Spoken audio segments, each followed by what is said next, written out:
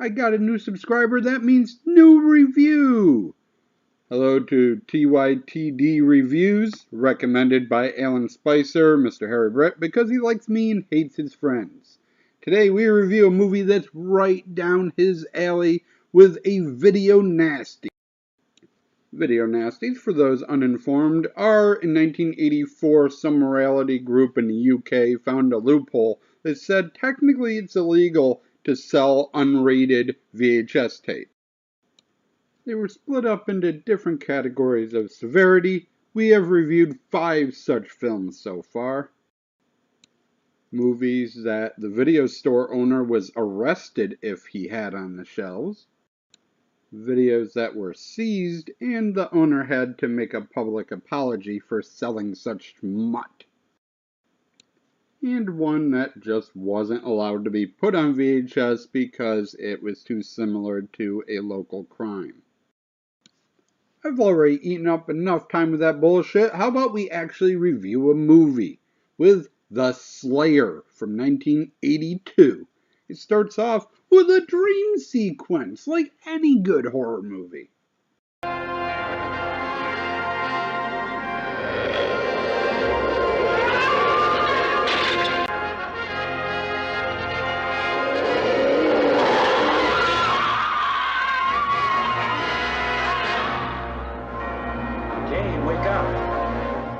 Come on, Kay. You're gonna be late. She says, "Oh no, I'm having the same nightmare over and over, seeing my own death." And he's like, "Yeah, whatever, we're gonna be late, get dressed." They're going on vacation with her brother, and everybody keeps complaining about it. Why can't we ever get away alone? Just the two of us. Well, what about the Florida trip last year? A fishing camp in the Everglades is not a romantic getaway. Just once I'd like to go somewhere where they actually have a hotel. They're going to this big house on a deserted island so the brother can go fishing. And they get to the island and everyone's still complaining. Look at this. It's beautiful. Eric, if this is a joke, it's not funny. What are you talking about? This is paradise. McNally says it's got the best fishing on the whole coast. They walk the mile to the house, and everyone's like, "Wow, you did such a good job picking this place. I apologize for all my bitching and moaning. This place is beautiful." Except for the main character, she's like, guys, this is the house from my nightmare. We're all going to die. Serious death awaits us. Wow. Very nice. It's fantastic. Oh, this is great. Eric, I will never, ever doubt you again. Look at the size of this place, will you? Okay, she's not that dramatic about it. Not yet, anyway. She gets there later.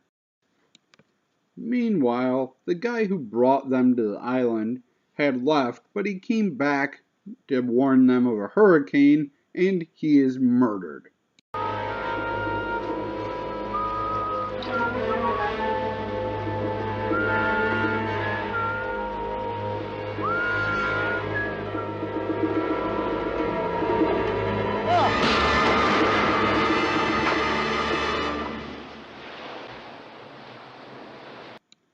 That night, everyone's sitting around drinking and talking. We get to know a little bit about our characters and find out our main character used to be a pretty famous artist, but recently she's changed her genre and now it's creepy and weird, and she says it's things from her dreams, her nightmares. Kay, I just can't figure out what's bothering you. This new style you're painting isn't you, and if you ask me, you're making a big mistake. I'm not asking you. Where the hell are you getting all your ideas, anyway? I paint what I see. No, you don't. Paint what you dream. You were headed right for the top, and then out of nowhere, you throw them this surrealist crap. I mean, naturally, the critics are going to tear you apart. She's all upset about the stuff her brother said, but her husband gives her some good sex in a playroom, they call it. Not weird 50 Shades of Grey playroom. It just means there's a lot of mirrors and they watch themselves fuck.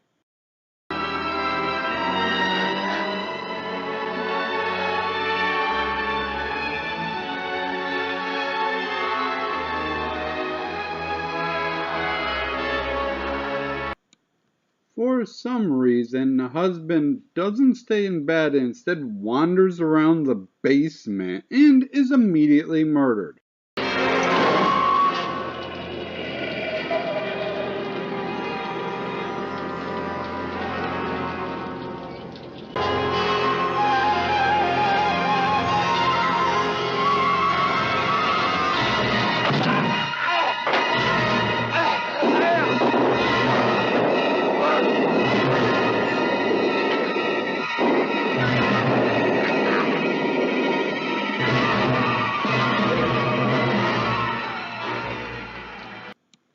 While our main character is sure that her husband's dead because she saw it in her dream, no one else believes her. After about 20 minutes of screwing around, they finally find his dead body decapitated just like she said they would. Now she's full-blown crazy, convinced that her dreams are creating this and she's feeding bodies to a monster of her own creation. Seen what? The thing that killed David. Now, how did you see In it? a dream. That's impossible, Kay. I saw it. He tried to close the elevator doors and it was out there waiting for him. Kay, you've got to understand you've had a terrible shock. We all have. But it is dangerous to take it too far. I mean, your dream... One dream. Only one. The same dream over and over again. It started when we lived in the Sackler Oh, that house. was years ago. Papa gave me the kitten. I woke up screaming. I remember it, far away coming at me. The sound that it made. The rambling she says about a cat, when she was a kid, her parents gave her a cat, and 3 days later, the cat was found dead in the freezer, and she claims that the monster did it. The brother says no, she's just freaking insane. We sent her to the mental hospital for killing a kitten, and she's still crazy.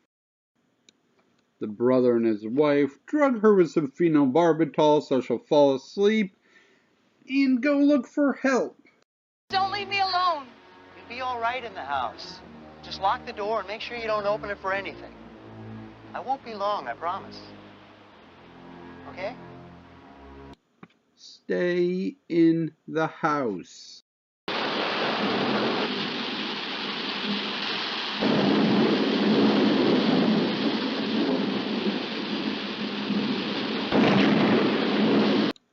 Well, they're both dead.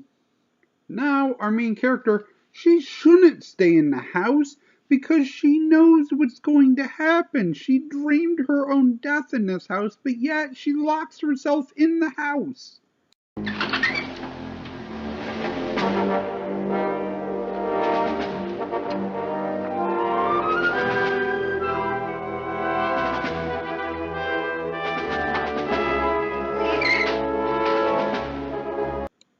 While trying to keep herself awake by burning herself with a lit cigarette, she's attacked by the killer.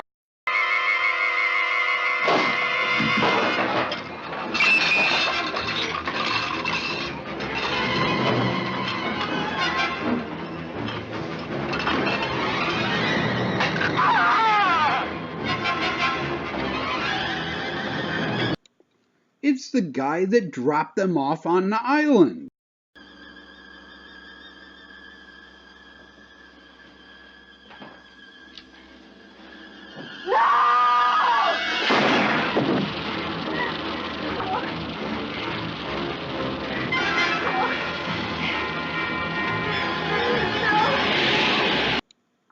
Oh, false alarm. It's really the creature from her dreams.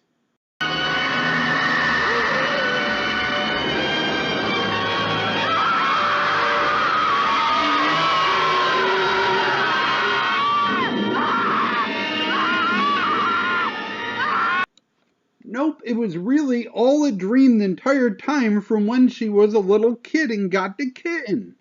What's wrong, Pumpkin? I had a bad dream. Hurry up, Kay, you're missing everything. There's a trillion presents under the Christmas tree for you. Yeah, 1,000,000,001. Santa Claus sure must have liked those cookies you left. because he sure did bring you a special gift. Merry Christmas, Kay.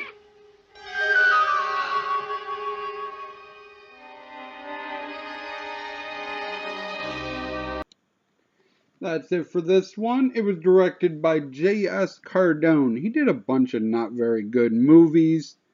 All these actors were in all of his movies basically and didn't do a whole lot else. The main character was in nothing else. The wife of the brother went on to produce a lot of bad sequels, some directed by this director. Overall, this was a lot better than I thought it was going to be going in. It's a nice small cast, keeps everything simple. The ending's unique. You don't really know what happened. It's ambiguous about what the real ending is, so it's kind of choose your own adventure. You can believe what you want to believe. Was it just a killer? Was it a monster? Is it all a delusional dream of a child? You really don't know. Oh, this movie got fully restored in 4K by Arrow Films last year, so there's really good copies of this out there available. They do screenings of it if you live in London, so you can do that. Yeah, I recommend this movie. I really liked it. The acting's a lot better than you would think from an actor with one role or just this guy's friends that he casts in all of his movies. But it was really good. I actually enjoyed this one. Thank you for watching, and as always, I shall try to do better next time. It's a little obvious, wouldn't you say? Definitely somebody's playroom. You and Kay take it. It wouldn't do me any good. Eric came to fish.